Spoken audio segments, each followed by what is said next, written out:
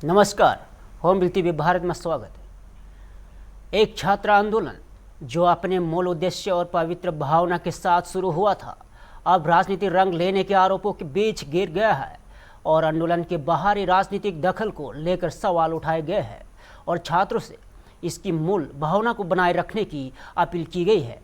बसपा नेता बृजभूषण शरण सिंह ने कहा है कि देश भर के छात्र बिना किसी राजनीतिक प्रेरणा के अपनी जायज मांगों को लेकर एकजुट हुए थे, लेकिन अब इस आंदोलन को वामपंथी और दक्षिणपंथी राजनीतिक ताकतों ने अपने एजेंडे के लिए इस्तेमाल करना शुरू कर दिया है। उन्होंने आरोप लगाया कि राहुल गांधी समेत कई राजनीतिक चेहरे आंदोलन को हाईजैक कर रहे हैं, जिससे यह अपने मूल उद्देश्य से भटक रहा है और छात्रों ने अपील की गई है कि वे किसी भी राजनीतिक दल से दूरी बनाए रखें और अपने आंदोलन को गैर राजनीतिक स्वरूप में जारी रखे। शरण सिंह ने छात्रों की मांगों का समर्थन करते हुए कहा है कि यदि सरकार से कोई गलती हुई है तो उससे स्वीकार करते हुए सीधे छात्रों से बातचीत कर समाधान निकालना चाहिए ताकि आंदोलन अपनी मूल भावना के साथ आगे बढ़ सके। आप कई लोग घायल हैं, 100 से ज्यादा छात्रों को। देखिए, इसमें कल से चूंकि सारा धरना प्रदर्शन मेरे ही दरवाजे पर चल रहा था, मेरा जंतर मंतर पर ही है और सुबह से लेकर के शाम तक हम उस धरना प्रदर्शन को देखते रहे।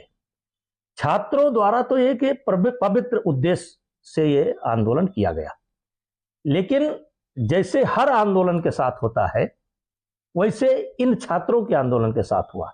ये दाएं बाएं लेफ्ट राइट पहुंच करके इस आंदोलन को हाईजैक कर लिए और एक बार फिर छात्र ठगा गया।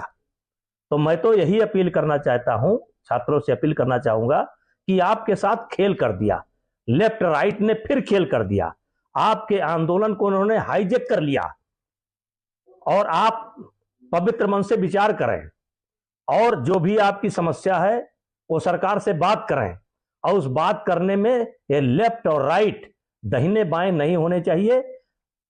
आपका आंदोलन अच्छा था, पवित्र उद्देश्य के लिए था, मैं उस बात का समर्थन करता हूं, लेकिन जब ये लेफ्ट राइट कूद पड़े, वामपंथी कूद पड़े और तमाम लोग कूद पड़े तो ये आंदोलन भटक गया।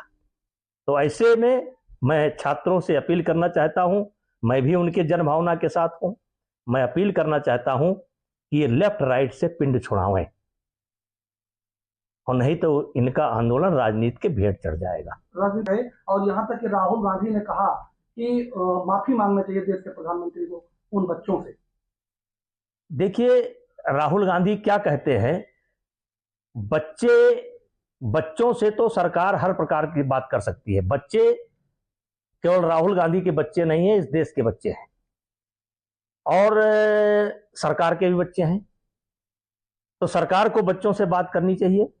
अगर कहीं चूक हुई है तो उसके लिए खेद भी व्यक्त करना चाहिए, लेकिन उसमें राहुल गांधी और लेफ्ट और राइट का कोई रोल नहीं बनता है। बच्चों के आंदोलन को इन्होंने हाईजैक कर लिया क्योंकि इनके बुलाने पर तो भीड़ आने वाली नहीं है। पूरे देश से बच्चे आए थे, स्वतः आए थे, लेकिन आए तो मंच पर कौन लोग थे? अब मैं किसका नाम लूं, कौन लोग थे? तो ये आंदोलन अपने उद्देश्य से भटक गया। संसद के बाहर और प्रधानमंत्री आवास के सामने हुए विपक्ष के प्रदर्शन को लेकर सियासत तेज हो गई है।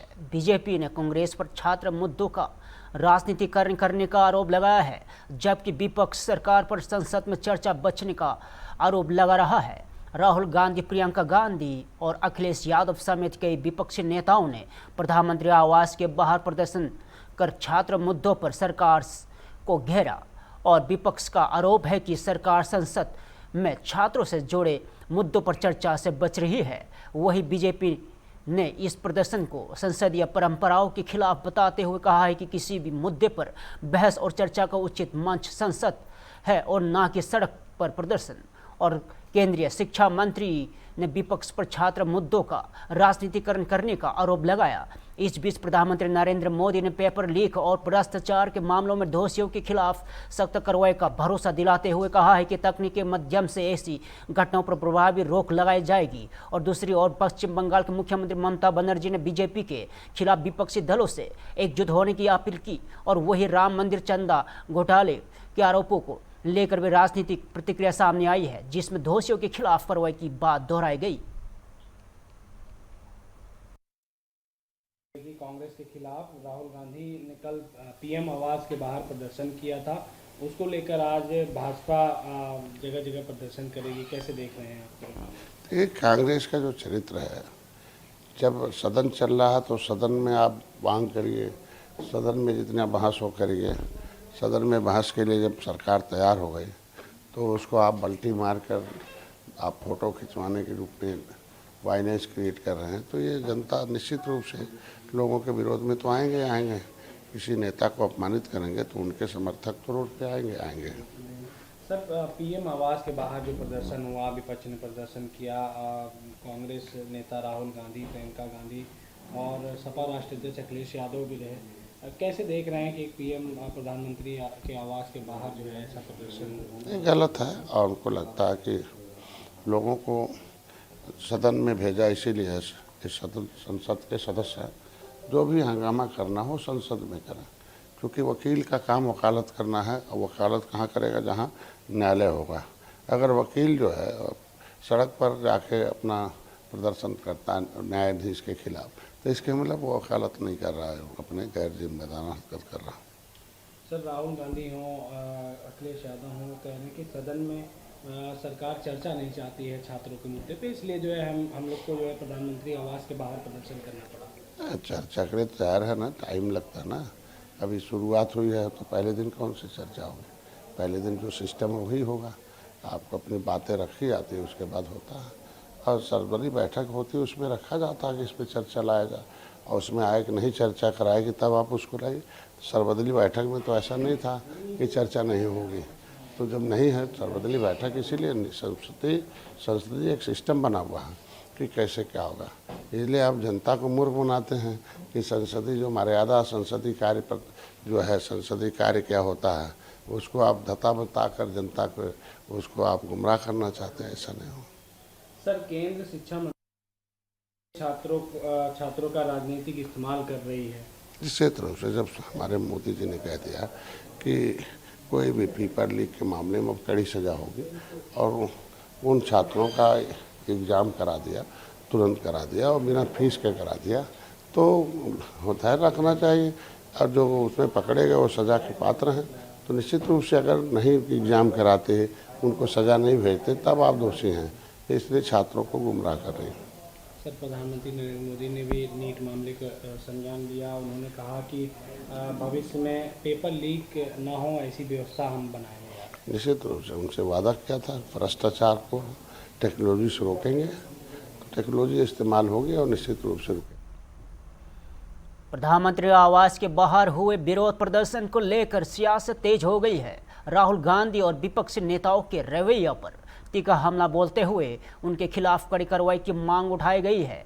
केंद्रीय मंत्री गिरिराज सिंह ने प्रधानमंत्री आवास के बाहर हुए विरोध प्रदर्शन को लेकर राहुल गांधी पर तीखा निशाना साधा और उन्होंने आरोप लगाया है कि विपक्ष के नेता ने संविधान की गरिमा को ठेस पहुंचाने का काम किया है और विदेशी तरीकों की नकल कर देश में अशांति फैलाने की कोशिश की है। और गिरिराज सिंह ने कहा है कि नेता प्रतिपक्ष होने का मतलब कानून को अपने हाथ में लेना नहीं है और प्रधानमंत्री आवास की ओर बढ़ने जैसी घटनाएं लोकतांत्रिक मर्यादाओं के खिलाफ है। उन्होंने राहुल गांधी के खिलाफ देशद्रोह का मामला दर्ज करने की मांग भी उठाई। इसके साथ ही ममता बनर्जी समेत अन्य विपक्षी नेताओं पर भी निशाना साधते हुए उन्हें अलोकतांत्रिक बताया और आरोप लगाया कि चुनावी हार के बाद विपक्ष इस तरह की राजनीति कर रहा है। गिरिराज सिंह ने यह भी कहा है कि मीडिया और पुलिस पर हमलों जैसी घटनाएं लोकतांत्रिक व्यवस्था के लिए गंभीर चिंता का विषय है।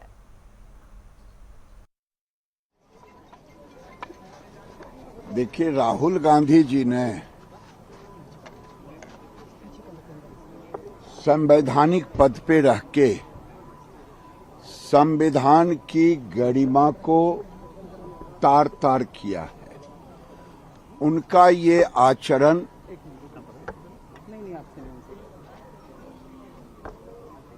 बहुत ही खतरनाक मंशा से वो भारत में दूसरे देशों का नकल करके यहां उपद्रव कराना चाहते हैं और प्रधानमंत्री के आवास के पास ये धरना, अगर कोई ऐसी घटना घट जाती, कोई वहां से कुछ अग्निय चीज छोड़ता, तो क्या राहुल गांधी के ऊपर, तो मैं कहता हूं कि जिस तरह की घटना घटी है उसमें उन पर देशद्रोह का मुकदमा चलना चाहिए। विपक्ष का नेता होने का मतलब ये नहीं है कि सारे कानून को अपने हाथ में ले लें। लोकतंत्र का मतलब ये नहीं है कि आप पीएम के आवास में घुसने का प्रयास करें और पीएम के आवास के नजदीक अगर वहां पर कोई दुर्घटना घटती तो आज पूरी दुनिया लोकतंत्र पे हंसती। गिरिराज जी, कल्याण आप लोगों को जाना ही नहीं चाहिए थे वहां पर। ये लोग चाहे ममता बनर्जी हो चाहे राहुल गांधी हो, ये लोग लोकतांत्रिक नहीं हैं। ये लोग अर्बन नक्सल बनते जा रहे हैं और ये अर्बन नक्सल के कारण ही मीडिया पर जिस ढंग से प्रहार हुआ, ये बच्चों के कंधे पर रख कर के राजनीति करना चाहते हैं। ये बच्चों के नाम पे राजनीति करना चाहते हैं।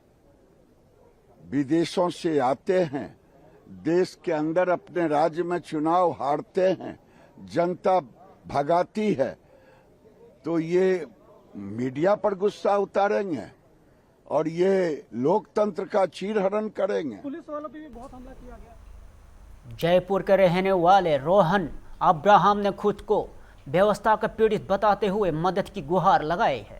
उनका दावा है कि पुलिस, सरकार और कई जिम्मेदार संस्थाओं से गुहार लगाने के बावजूद उन्हें अब तक कोई राहत नहीं मिली और राजस्थान के जयपुर निवासी रोहन अब्राहम ने अपनी पीड़ा सार्वजनिक करते हुए आरोप लगाया है कि उन्हें लंबे समय से न्याय और सहायता नहीं मिल रही है। उनका कहना है कि उन्होंने पुलिस, सरकार, प्रधानमंत्री कार्यालय समेत कई जगह अपनी बात रखी, लेकिन अब तक कोई ठोस कार्रवाई नहीं हुई और रोहन ने जोगपति आनंद महिंद्रा से भी मदद की अपील करने का दावा किया है और कहा है कि वहां से भी कोई उन्हें जवाब नहीं मिला और उन्होंने अपनी आप बीती साझा करते हुए लोगों से उनकी आवाज़ उठाने और न्याय की मांग के साथ देने की अपील की और फिलहाल उनके आरोपों की स्वतंत्र पुष्टि नहीं हो सकी है और संविधान पक्षों की ओर से इस मामले पर कोई आधिकारिक प्रतिक्रिया सामने नहीं आई है।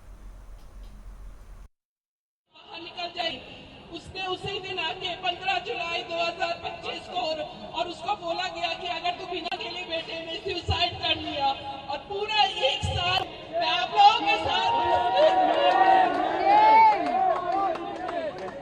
आनंद महिंद्रा जी इतने लोगों की हेल्प करते हैं। उसकी कंपनी में टेक महिंद्रा में प्रॉब्लम हुई, एक या कोई मिलने नहीं आया मुझसे, ना आनंद महिंद्रा ना कोई।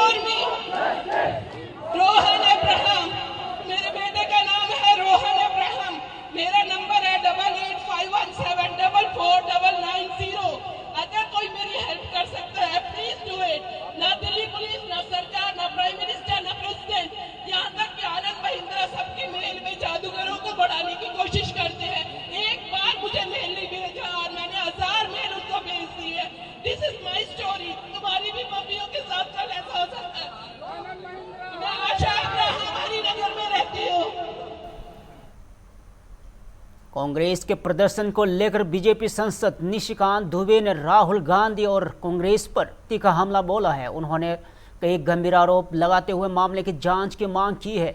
दिल्ली में कांग्रेस के प्रदर्शन पर प्रतिक्रिया देते हुए बीजेपी सांसद निशिकांत दुबे ने आरोप लगाया कि कांग्रेस देश विरोध ताकतों के साथ खड़ी है और उसका रवैया देश की एकता के लिए खतरा है। उन्होंने जंतर मंतर पर हुई घटनाओं का हवाला देते हुए कहा है कि पूरे मामले की निष्पक्ष जांच होनी चाहिए। और निशिकांत दुबे ने राहुल गांधी की विदेश यात्राओं और उनकी मुलाकातों पर लेकर भी सवाल उठाए तथा आरोप लगाया कि उनकी कथित फंडिंग की सरकारी एजेंसियों से जांच करवाई जानी चाहिए। उन्होंने मीडिया पर हुए कथित हमलों की भी आलोचना करते हुए कहा है कि यह लोकतांत्रिक मूल्यों के खिलाफ है और कांग्रेस या राहुल गांधी की ओर से इस आरोपों पर तत्काल कोई आधिकारिक प्रतिक्रिया सामने नहीं आई है।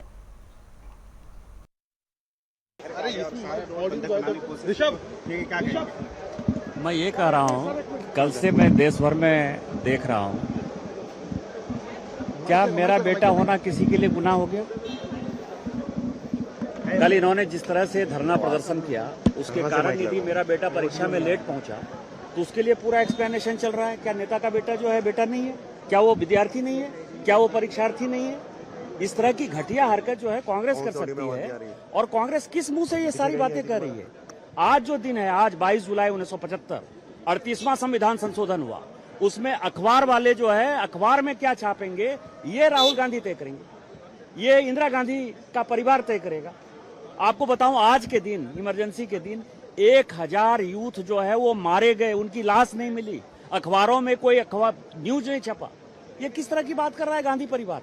मुझे ये लगता है कि गांधी परिवार देशद्रोहियों के साथ मिला हुआ है।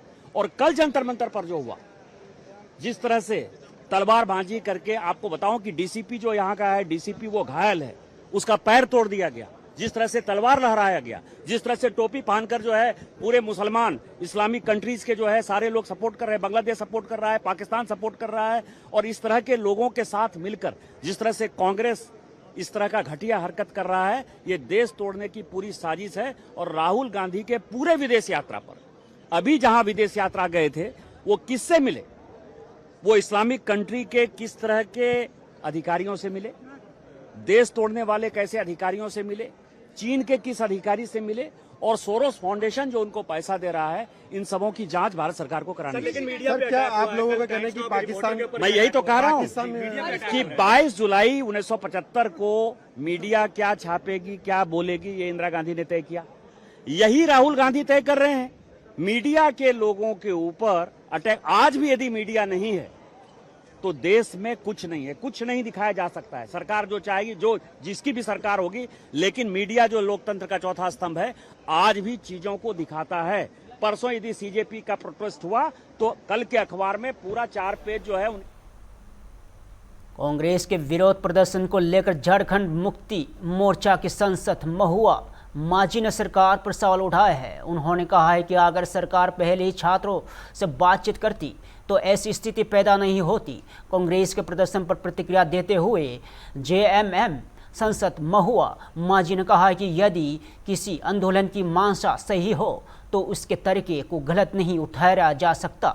और उन्होंने आरोप लगाया कि छात्र 22 दिनों से अपनी मांगों को लेकर प्रदर्शन कर रहे थे, लेकिन सरकार ने समय रहते उनके संवाद नहीं किया। और महुआ माझी ने छात्रों पर कथित लाठीचार्ज और आंसू गैस के इस्तेमाल पर भी सवाल उठाते हुए कहा है कि यदि सरकार पहले ही बातचीत कर समाधान निकालती तो विवाद इतना नहीं बढ़ता। और उन्होंने यह भी कहा है कि प्रधानमंत्री आवास के बाहर प्रदर्शन का उद्देश्य छात्रों को संभावित कार्रवाई से बचाना था। हालांकि सरकार का कहना है कि छात्रों से मुद्दों पर संवैधानिक और संसदीय प्रक्रिया के तहत कार्रवाई की जा रही है।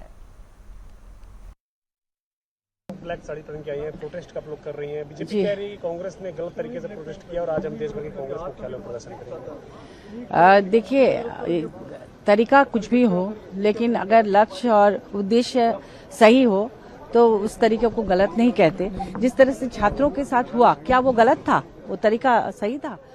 उन पर लाठीचार्ज करना, आंसू गैस के गोले छोड़ना, 22 दिन से वो प्रोटेस्ट पे थे।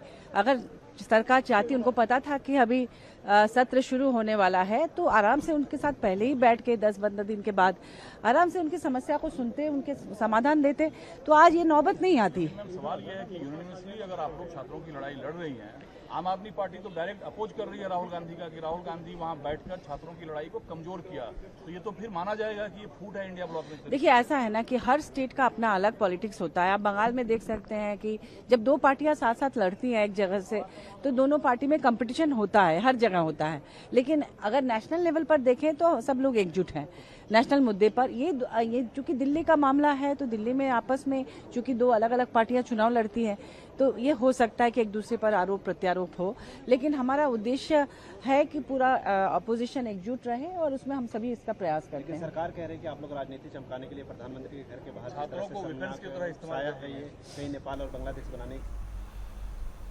नीट पेपर लीक मामले को लेकर बीजेपी सांसद मंसूरी स्वराज ने विपक्ष के आरोपों का जवाब दिया है। उन्होंने कहा है कि मोदी सरकार ने छात्रों के हितों का सर्वोच्च प्राथमिकता देते हुए मामले की त्वरित कार्रवाई की। और दिल्ली में बीजेपी सांसद मंसूरी स्वराज ने कहा है कि प्रधानमंत्री नरेंद्र मोदी देश के युवाओं को राष्ट्र निर्माण का आधार मानते हैं और मोदी सरकार छात्रों के हितों को सर्वोच्च प्राथमिकता देती है। और उन्होंने कहा है कि नीट पेपर लीक मामले में सरकार ने तुरंत कार्रवाई करते हुए 13 आरोपियों को गिरफ्तार किया और जो अब भी न्यायिक प्रक्रिया का सामना कर रहे हैं। और मंसूरी स्वराज ने दावा किया है कि महज 37 दिनों में 2 बार नीट परीक्षा करवाई गई और जिसमें करीब 20 लाख छात्रों ने भाग लिया। और उन्होंने विपक्ष के उस आरोपों पर भी खारिज किया है कि देश की शिक्षा व्यवस्था पूरी तरह विफल हो गई है और इससे तथ्यहीन बताया।